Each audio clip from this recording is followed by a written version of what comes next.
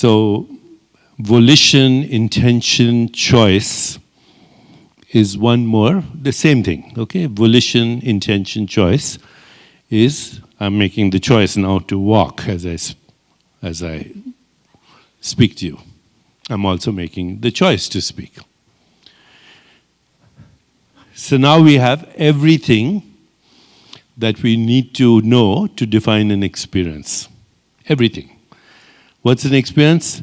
It's perceptions, 5 senses, it's thoughts, it's emotions, it's imagination and memory, and it's choice, volition, intention.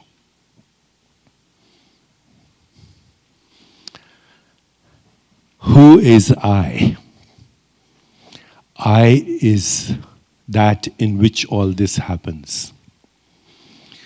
I is that in which all this happens. We've already said I is that in which all experience occurs, in which all experience is known. I is that which modifies itself as experience, and I is that in which all experience subsides. We've also said all experience is in time, but I is not in time. So now let's go to a little bit deeper and say I is the source of perception. I is the source of thought. I is the source of emotions. I is the source of memory. I is the source of desire or intention. And I is the source of all volition. I've already said that. Okay?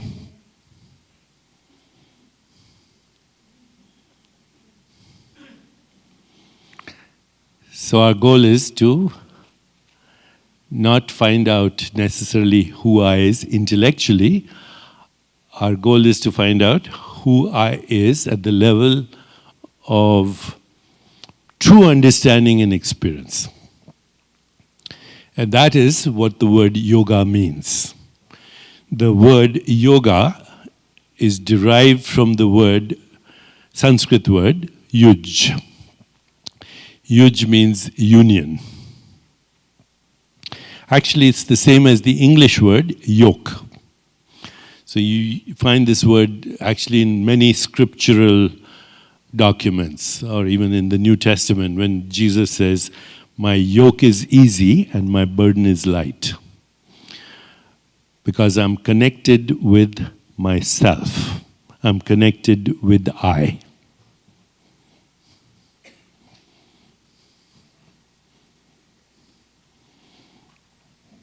This is the purpose of yoga.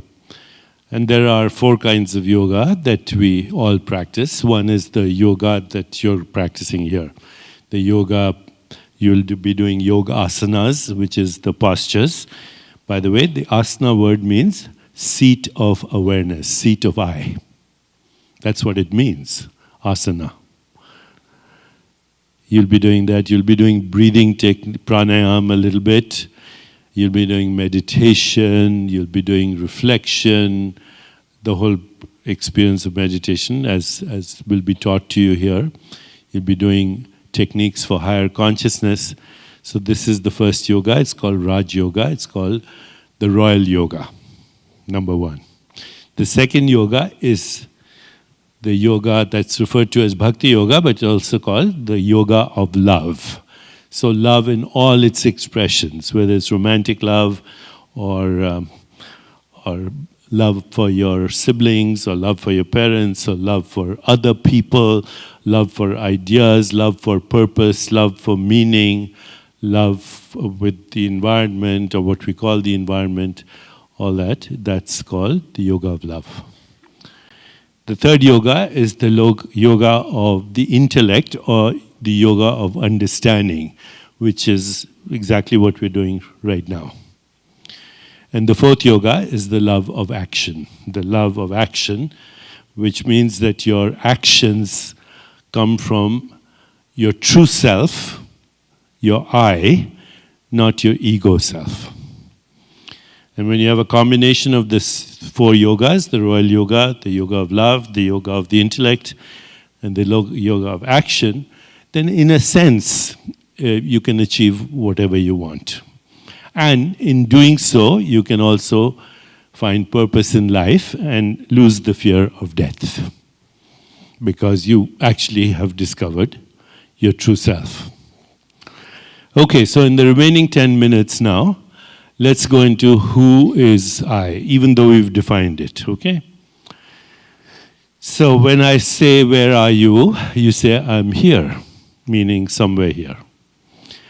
Where is Deepak? He's on the stage. Of course, for me, I'm somewhere here, and you are somewhere there. The fact is, we cannot biologically explain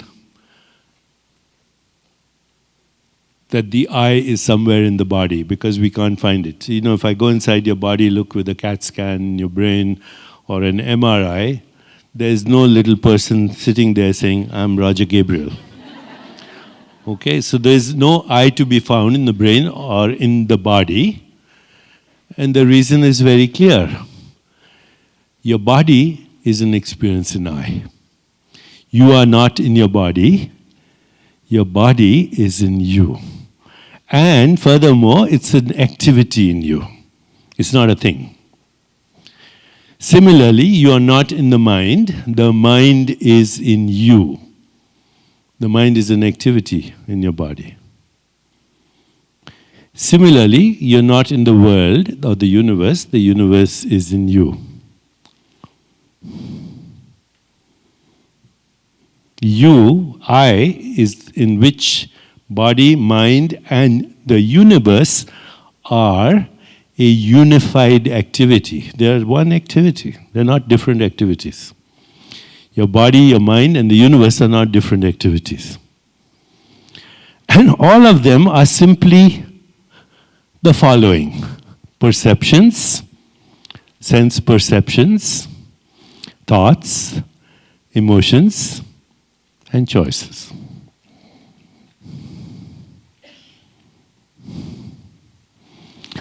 Let me take this one step further for today. This is very good. Just project this. Nicely done. So this is all experience. Okay, and show the other slide too, the yogas.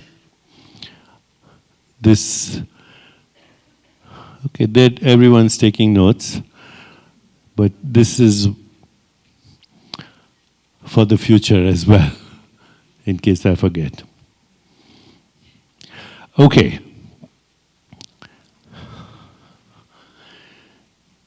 Let's go one step further.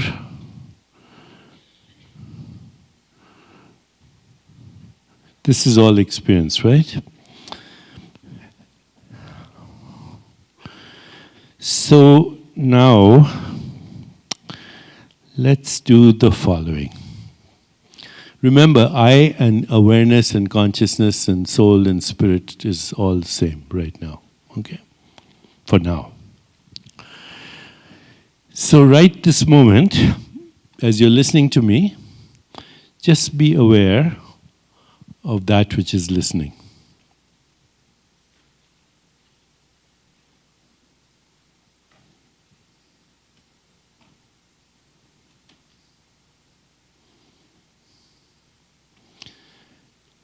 And the stillness that you experience is I.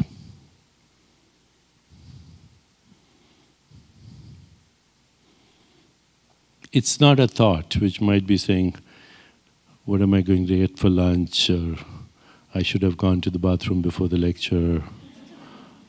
Or what the heck is he talking about? Why didn't my girlfriend return my call? So many things occurring in the same I. So just from this you should realize I is present when you're having a particular experience, and I is present when that particular experience is not happening and another experience is happening.